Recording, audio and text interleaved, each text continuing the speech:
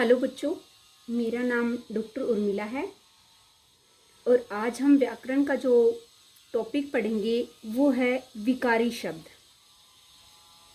वाक्य में प्रयोग के आधार पर शब्दों को दो वर्गों में बांटा गया था, विकारी शब्द और अविकारी शब्द। आज हम इसमें जो बात करने वाले हैं वो विकारी शब्द हैं।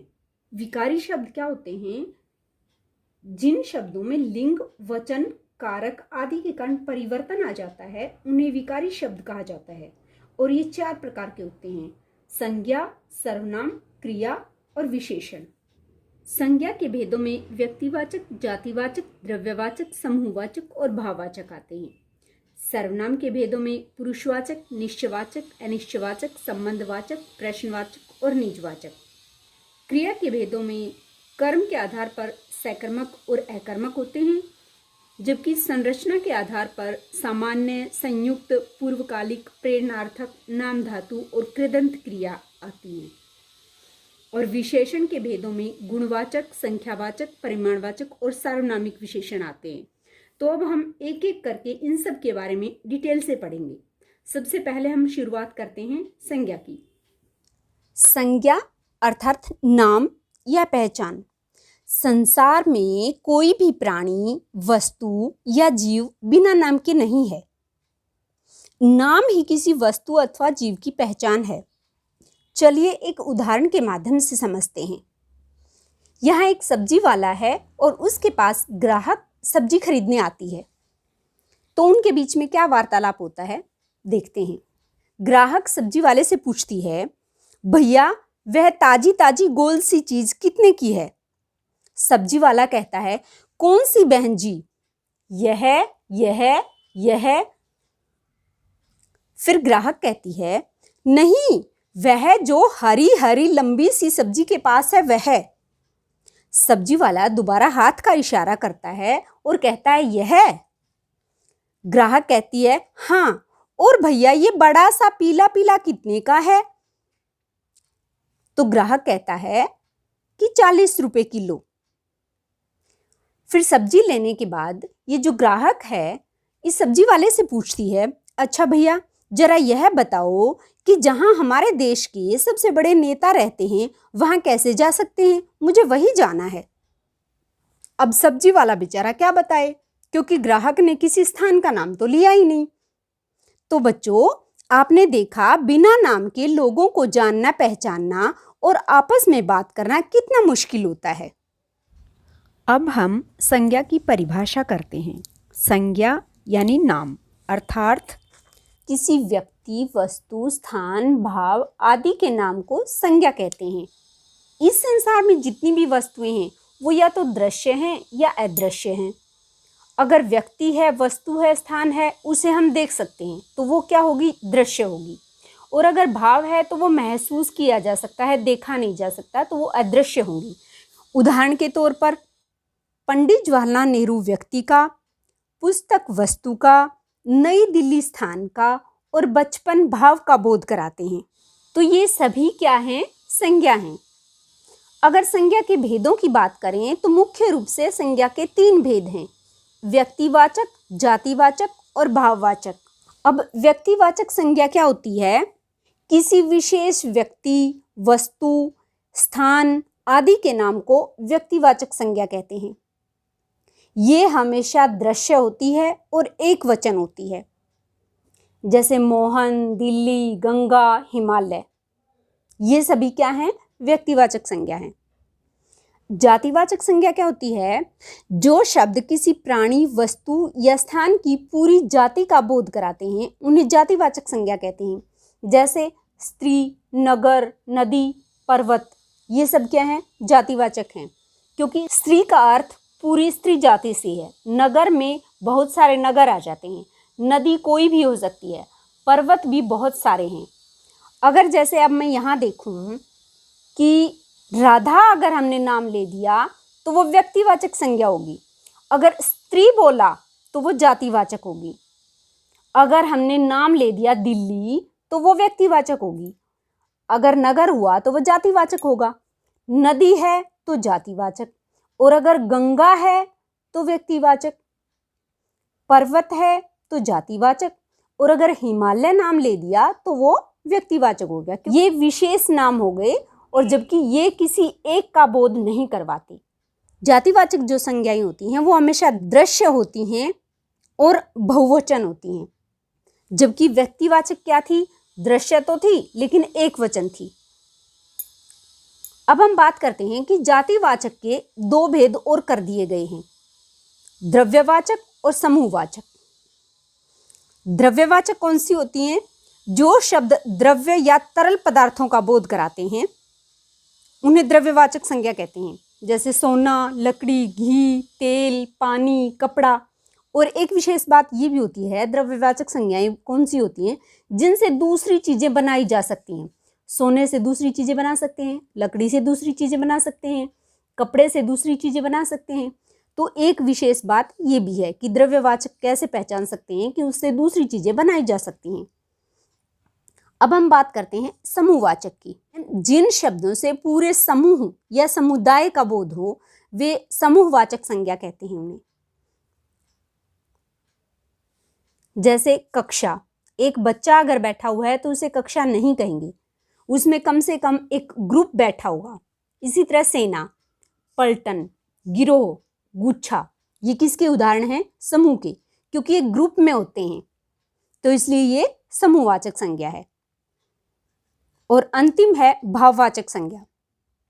जिन शब्दों से किसी व्यक्ति या वस्तु के गुण, धर्म, अवस्था, स्वभाव आदि का बोध होता है वे भाववाचक संज्ञा कहलाती हैं। ये हमेशा अदृश्य होती हैं और एक वचन होती हैं, जैसे भय, प्रेम, बचपन, बुढ़ापा, सुंदरता। ये सब क्या है? भाववाचक संज्ञा है। तो इस प्रकार हमने देखा कि किसी व्यक्ति, वस्तु, स्थान, भाव के नाम को संज्ञा कहते हैं, और संज्ञा के मुख्य रूप से तीन भेद हैं, व्यक्तिवाचक, जातिवाचक, भाववाचक। और जातिवाचक के आगे दो भाग और हैं, द्रव्यवाचक और समूहवाचक। अब हम पढ़ते हैं कि जातिवाचक संज्ञा व्यक्तिवाचक के रूप में कब प्रयोग होती है और भाववाचक संज्ञा कब जातिवाचक बन जाती है। तो जातिवाचक संज्ञा व्यक्तिवाचक के रूप में कैसे प्रयोग होती है? जैसे हमने उदाहरण लिया कि नेताजी ने इस देश के लिए अपना बलिदान दिया। अगर नेताजी को वैसे हम देखें तो नेताजी जो शब्द है वो जातिवाचक है, क्योंकि पूरी जाति का बोध करवा रहा है। लेकिन यहाँ इस वाक्य में नेताजी से क्या तात्पर्य है? नेताजी सुभाष चंद्र बोस। तो यहाँ नेताजी जो शब्द है वो जातिवाचक ना होकर क्या हुआ? व्यक्तिवाचक हुआ। दूसरा उदाहरण है, महात्मा जी ने हमें आजादी दिलाई। महात्मा जी शब्द वैसे देखा जाए तो जातिवाचक है, लेकिन यहाँ इस वाक्य में महात्मा जी से तात्पर्य महात्मा गांधी है, तो यहाँ महात्मा जी क्या हुआ? व्यक्तिवाचक हुआ। तो इस प्रकार हमने देखा कि जातिवाचक संज्ञा कैसे व्यक्तिवाचक बन जाती है। इसी प्रकार भाववाचक संज्ञा जातिवाचक संज्ञा के रूप में प्रयोग की जाती है। हमने भाववाचक संज्ञा पढ़ा था कि भाववाचक संज्ञा अदृश्य होती है और एक वचन होती है, लेकिन अगर भाववाचक संज्ञा को हम बहुवचन बना देते हैं तो वो जातिवाचक हो जाती है।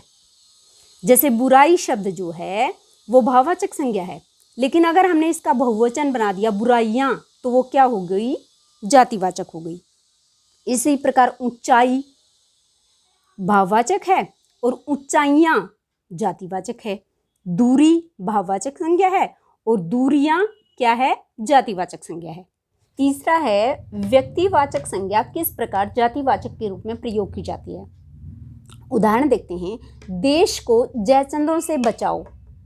जयचंद देखा जाए तो एक विशेष व्यक्ति का नाम है और विशेष है तो वो व्यक्तिवाचक है, लेकिन यहाँ अगर हम देखें तो यहाँ जयचंद जो है देशद्रोहियों के विशेषण के रूप में प्रयोग किया गया है, तो इसलिए यहाँ जयचंद शब्द जो है वो क्या है? जातिवाचक है। दूसरा उदाहरण है कि वह तो विभीषण निकला। वैसे तो विभीषण क्या है? व्यक्ति विशेष का नाम है तो व्यक्तिवाचक है, लेकिन यहाँ अगर हम देखें तो विशेषण जो शब्द है वो एक जाति के रूप में प्रयोग किया गया है, तो इसलिए जातिवाचक है। तीसरा उदाहरण है कि वह तो एकलव्य है, गुरु के लिए कुछ भी कर सकता है। तो इसी प्रकार एकलव्य भी क्या है, व्यक्तिवाचक है। लेकिन यहाँ देखें तो एकलव्य जो है वो किसके लिए प्रयोग किया गया है, गुरु भक्तों के लिए प्रयोग किया गया है। तो इसलिए ये एकलव्य भी क्या है, जातिवाचक है। इस प्रकार हमने देखा कि व्यक्तिवाचक संज्ञा कैसे जातिवाचक बनती है, जातिवाचक संज्ञा कैसे व्यक्तिवाचक बनती है, भाववाचक संज्ञा कैसे जातिवाचक बनती है।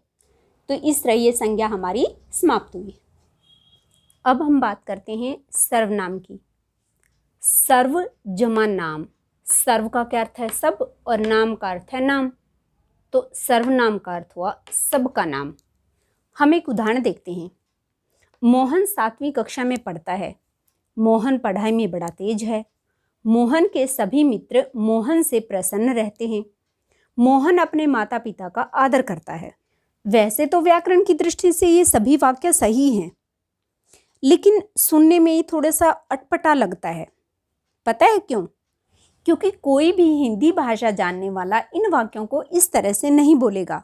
वह बार बार वाक्य में मोहन मोहन मोहन का इस्तेमाल नहीं करेगा। हम इन्हीं वाक्यों को दोबारा पढ़ते हैं।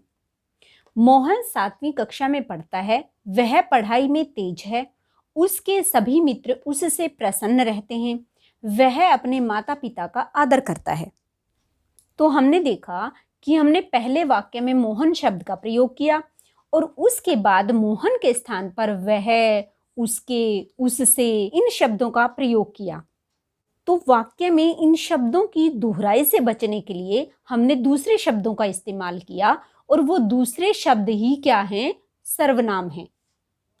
ये सारे शब्द क्या हैं, सर्वनाम हैं।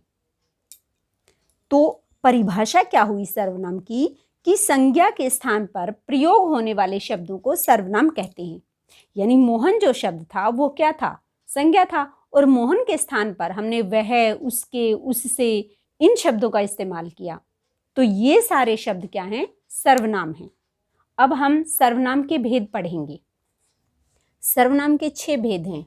पुरुषवाचक सर्वनाम, निश्चयवाचक सर्वनाम, अनिश्चयवाचक सर्वनाम, प्रश्नवाचक सर्वनाम, संबंधवाचक सर्वनाम और निजवाचक सर्वनाम। पुरुषवाचक सर्वनाम कहने वाला, सुनने वाला और जिसके बारे में बात की जाए, इनका बोध कराने वाले शब्दों को पुरुषवाचक सर्वनाम कहते हैं। तो कहने वाला क्या होता है, वक्ता, और उसको बोलते हैं उत्तम पुरुष। सुनने वाला कौन होता है, श्रोता, वो क्या होता है, मध्यम पुरुष। अब जैसे मैं बोल रही हूँ तो मैं उत्तम पुरुष हूँ, आप लोग सुन रहे हो तो आप लोग क्या हो, मध्यम पुरुष हो। और जिसके बारे में बात की जाए, जैसे वे फूल खिलते हैं, मैं बताने वाली यानी वक्ता हूँ, आप सुनने वाले यानी श्रोता हो, और वे जो फूल हैं वे क्या हैं, अन्य पुरुष हैं। तो उत्तम पुरुष के उदाहरण मैं, हम, मध्यम पुरुष के तू, तुम, और अन्य पुरुष के यह, वह, ये, वे। उदाहरण के लिए मैं कल दिल्ली जाऊंगा, तो यहाँ मैं क्या है, उत्तम पुरुष है। तुम कहीं नहीं जा रहे हो, तो यहाँ तुम क्या है, मध्यम पुरुष है।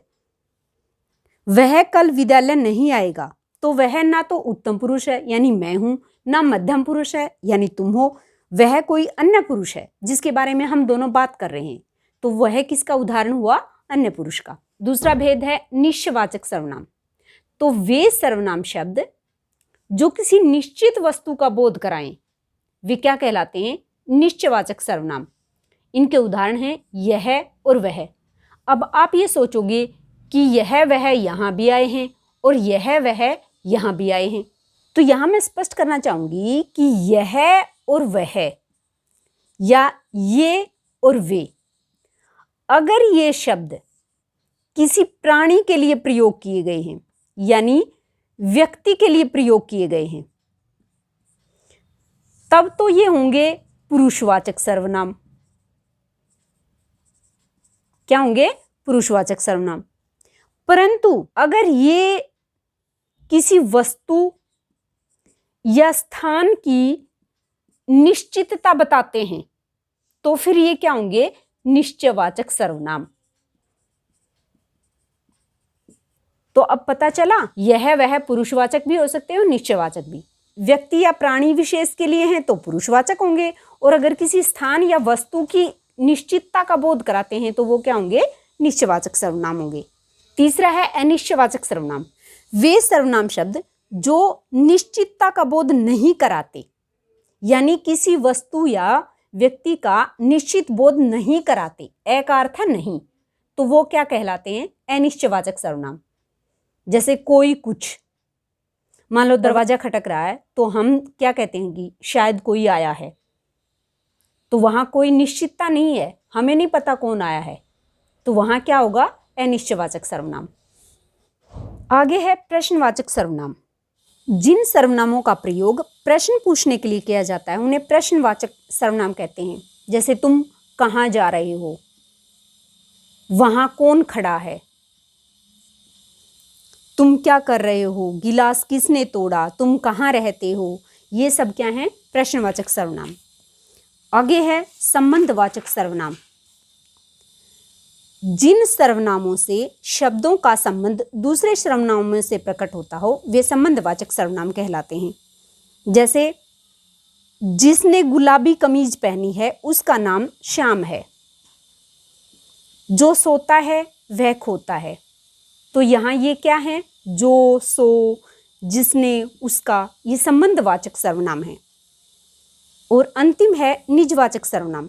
जिन सर्वनाम शब्दों का प्रयोग कर्ता स्वयं के लिए करता है उसे निजवाचक सर्वनाम कहते हैं। जैसे अपना, स्वयं, खुद। जैसे मैं आप ही खाना खा लूंगा, वह अपने आप घर चला गया, तुम मुझे छोड़ दो मैं स्वयं चला जाऊंगा, या हमें अपना काम खुद करना चाहिए, ये सब क्या है, निजवाचक सर्वनाम है। तो इस प्रकार हमने देखा कि सर्वनाम के 6 भेद हैं, पुरुषवाचक सर्वनाम, निश्चयवाचक सर्वनाम, अनिश्चयवाचक सर्वनाम, प्रश्नवाचक सर्वनाम, संबंधवाचक सर्वनाम और निजवाचक सर्वनाम। अब हम विशेषण के बारे में पढ़ते हैं, कुछ उदाहरण देखते हैं। हलवाई गरम गरम समोसे तल रहा है, मेरा कुर्ता 2 मीटर कपड़े से बनता है, नेहा ने सुंदर फ्रॉक पहनी, पिताजी 4 दर्जन केले लाए। तो इस प्रकार हम देखते हैं कि ये जो लाल रंग में शब्द लिखे हुए हैं ये किसी न किसी प्रकार संज्ञा और सर्वनाम शब्दों की विशेषता बता रहे हैं।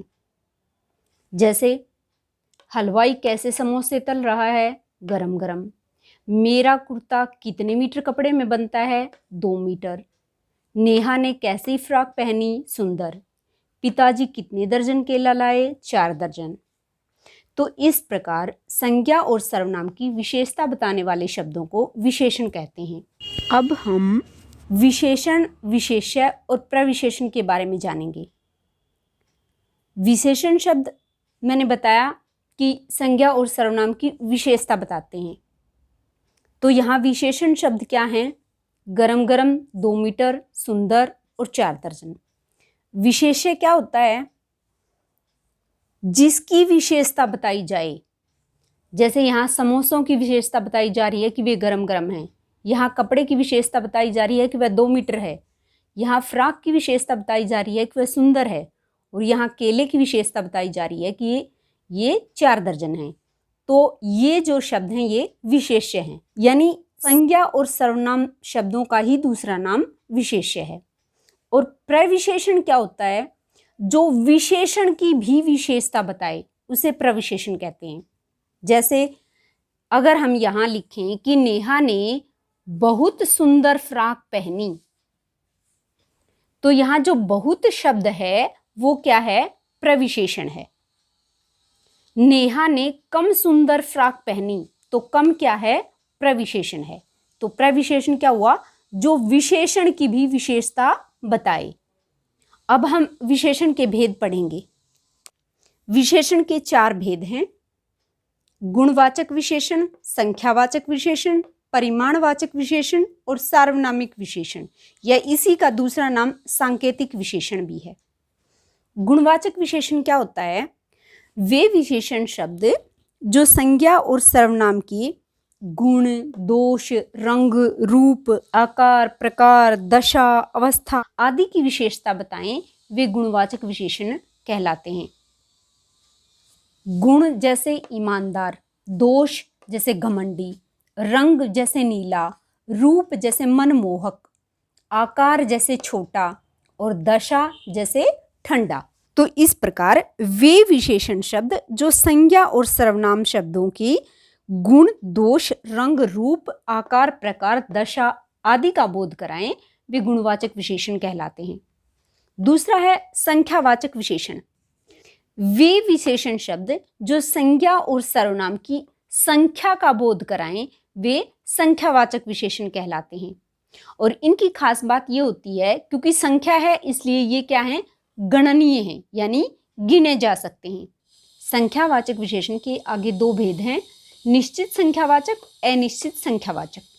निश्चित संख्यावाचक जो किसी संख्या का निश्चित बोध कराएं, और अनिश्चित संख्यावाचक जो निश्चित संख्या का बोध न कराएं। जैसे 40 छात्र, 2 चिड़िया, 100 लोग, तो ये क्या है, निश्चित संख्यावाचक।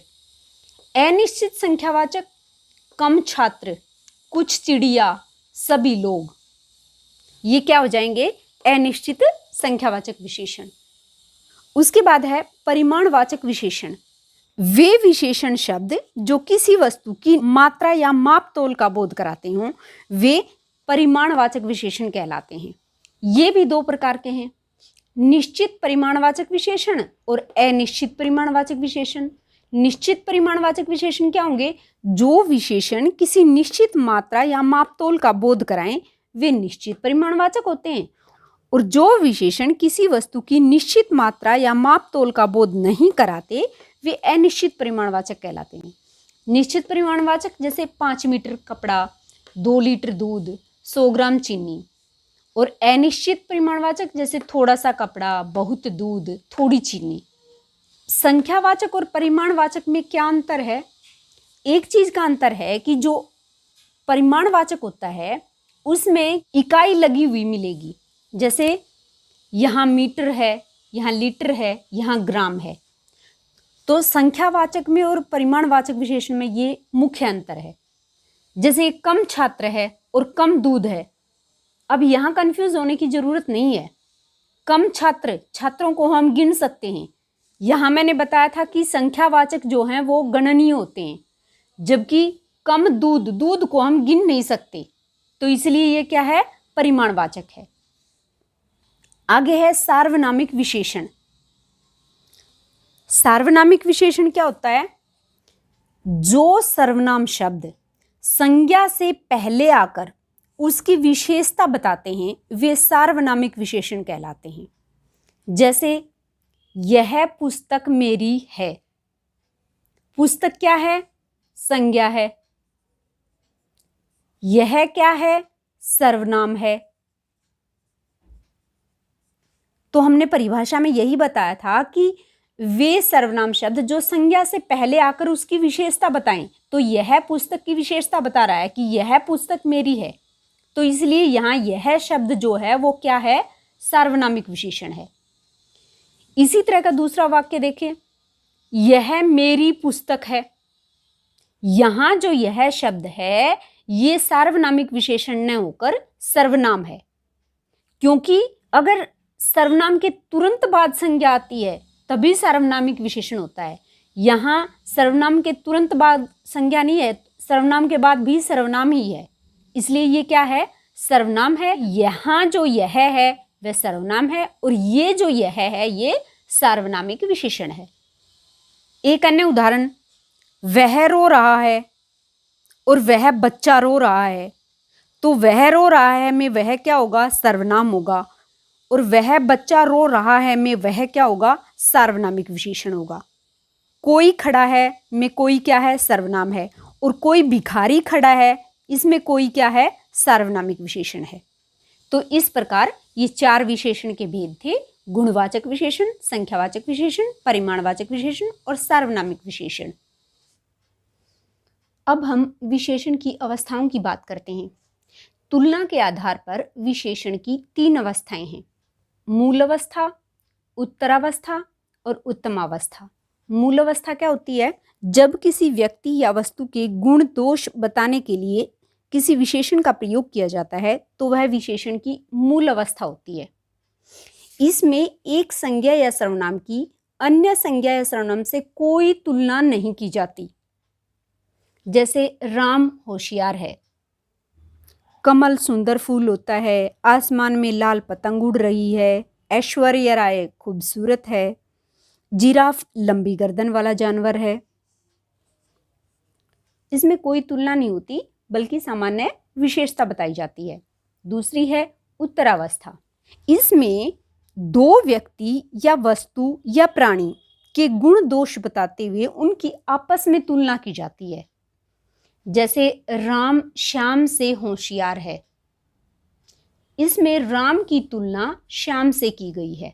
नेवला सांप से अधिक शक्तिशाली होता है, तो यहाँ नेवला और सांप की तुलना की गई है। राधा सीता से अधिक बुद्धिमान है, तो यहाँ राधा की सीता से तुलना की गई है। तीसरा है उत्तमावस्था। इस अवस्था में किसी व्यक्ति, वस्तु या प्राणी को सबसे अच्छा या सबसे बुरा बताया जाता है।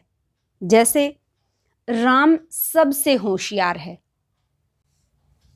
लता मंगेशकर सर्वश्रेष्ठ गायिका है, मेरी मां सबसे अच्छी है, राधा ने परीक्षा में अधिकतम अंक प्राप्त किए, तो ये उत्तम अवस्था हुई। हम मूल अवस्था से जब उत्तरावस्था में जाते हैं तो तर पद जोड़ा जाता है, और उत्तम अवस्था में जाते हैं तो तम पद को जोड़ते हैं। यानी हम इनकी तुलना करते समय तर और तम लगाकर उत्तरावस्था और उत्तमावस्था बनाते हैं।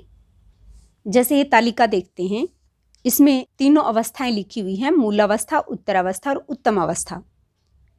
सुंदर यानी अच्छा, सुंदरतर दो में अच्छा, और सुंदरतम सबसे अच्छा, अधिक, अधिकतर, अधिकतम, श्रेष्ठ, श्रेष्ठतर, श्रेष्ठतम, उच्च, उच्चतर, उच्चतम, लघु, लघुतर, लघुतम। तो इस प्रकार विशेषण की ये तीन अवस्थाएं थी, मूलावस्था, उत्तरावस्था और उत्तमावस्था। अब हम क्रिया के बारे में पढ़ेंगे। क्रिया का अर्थ है होना या करना। जिन शब्दों से किसी कार्य के होने या करने का पता चले उन्हें क्रिया कहते हैं। जैसे चलना, पढ़ना, खाना, पीना। यानी संस्कृत की जो धातु होती है उसमें ना प्रत्यय लगाने से क्रिया बनती है। और क्रिया के कर्म के आधार पर और प्रयोग के आधार पर अलग अलग भेद हैं। हम सबसे पहले कर्म के आधार पर क्रिया के भेद पढ़ते हैं। कर्म के आधार पर क्रिया के दो भेद हैं, सकर्मक और अकर्मक। सकर्मक, स का अर्थ है साथ या सहित, यानी कर्म सहित। इसकी संरचना कैसे होती है? कर्ता, कर्म और क्रिया, इसमें तीनों चीजें होती हैं। क्रिया का वह रूप जब उसका प्रभाव कर्म पर पड़े तो वह सकर्मक क्रिया कहलाती है। यानी जिन क्रियाओं के साथ कर्म लगा हो वे सकर्मक क्रिया कहलाती हैं। जैसे राम पाठ पढ़ता है, तो इसमें राम क्या है? कर्ता, पाठ क्या है? कर्म, और पढ़ता है क्या है? क्रिया। तो इसकी संरचना क्या हुई? कर्ता जमा कर्म जमा क्रिया। सकर्मक क्रिया के आगे दो भेद हैं, एक कर्मक और द्विकर्मक। एक कर्मक जिसमें एक कर्म हो, जैसे राधा ने झाड़ू लगाई, अध्यापिका पाठ पढ़ा रही है, माली ने पौधों को पानी दिया। ये इन सभी में क्या है? एक एक कर्म है। दूसरा है द्विकर्मक, जिसमें दो कर्म हों, जैसे मोहन ने भाई को पुस्तक दी। यहाँ एक कर्म है भाई और एक है पुस्तक, क्योंकि मोहन तो क्या है? करता है, काम करने वाला। अध्यापक ने छात्रों को गणित पढ़ाया, तो इसमें भी दो कर्म हैं, छात्रों और गणित। दूसरा भेद है अकर्मक, अर्थात कर्म रहित। जिन क्रियाओं के साथ कर्म न लगा हो और क्रिया का फल कर्ता पर ही पड़े वे अकर्मक क्रिया कहलाती हैं। जैसे राम पढ़ रहा है, पक्षी उड़ रहे हैं। अगर यहाँ होता कि राम पाठ पढ़ता है पाठ पढ़ता है, या पक्षी आसमान में उड़ते हैं।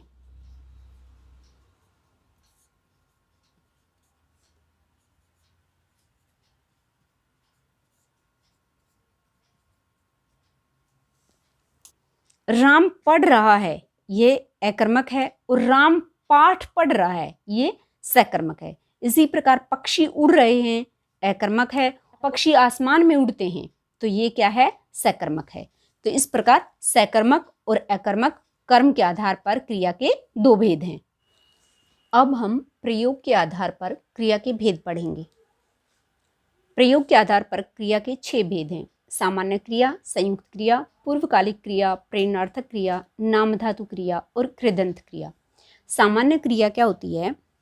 जब एक ही कार्य हो और एक ही क्रिया हो तो सामान्य क्रिया होती है। राम खेलता है, श्याम पढ़ता है, राधा नाचती है। दूसरा है संयुक्त क्रिया, जब एक कार्य हो और 2 क्रिया हों। जैसे राधा ने पाठ पढ़ लिया, तो यहाँ 2 क्रिया हैं, पढ़ना और लेना। तीसरा है पूर्वकालिक क्रिया, यदि वाक्य में 2 क्रियापद हों तो उनमें जो पहली क्रिया पहले आरंभ होकर पहले पूरी कर ली जाए, दूसरी पूरी हो या न हो, तो वो पूर्वकालिक क्रिया होती है। जैसे मोहन पढ़कर सो गया, तो पहले उसने काम क्या किया, पढ़ने का काम किया, तो यहाँ पढ़कर क्या है, पूर्वकालिक क्रिया है। इसी तरह चिड़िया उड़कर डाली पर बैठ गई, तो चिड़िया ने पहले उड़ने का कार्य किया, उसके बाद बैठने का। सान्या ने घर पहुंचकर फ़ोन किया, तो सान्या पहले घर पहुंची और उसके बाद फ़ोन किया, तो यहाँ पढ़कर, उड़कर, पहुंचकर, ये सब क्या हैं, पूर्वकालिक क्रिया हैं। आगे है प्रेरणार्थक क्रिया, जब वाक्य में कर्ता स्वयं कार्य न करके अन्य से कार्य करवाता है तो वह प्रेरणार्थक क्रिया कहलाती है। जैसे माँ बेटी से खाना बनवाती है, यानी खाना बनवाने का काम करवा कौन रही है, माँ, लेकिन कर कौन रही है, बेटी। तो माँ प्रेरणा देती है, इसलिए बेटी खाना बनाती है, तो ये प्रेरणार्थक क्रिया हुई। या महिला नौकरानी से कपड़े धुलवाती है। अगली है नाम धातु क्रिया। नाम धातु क्रिया क्या होती है? संज्ञा, सर्वनाम और विशेषण से बनने वाली क्रिया नाम धातु क्रिया कहलाती है। संज्ञा से कैसे? जैसे शर्म से शर्माना, सर्वनाम से अपना से अपनाना, विशेषण जैसे लज्जा से लज्जाना, तो ये क्या है, नाम धातु क्रिया है।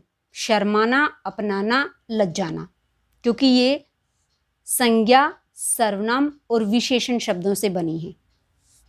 अगली है कृदंत क्रिया। जब क्रिया से क्रियाएं बने तो वे कृदंत क्रिया कहलाती हैं।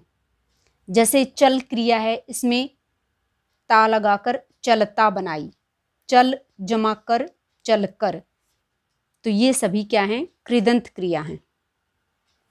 तो इस प्रकार प्रयोग के आधार पर क्रिया के 6 भेद हैं। सामान्य क्रिया, संयुक्त क्रिया, पूर्वकालिक क्रिया, प्रेरणार्थक क्रिया, नाम धातु क्रिया और कृदंत क्रिया।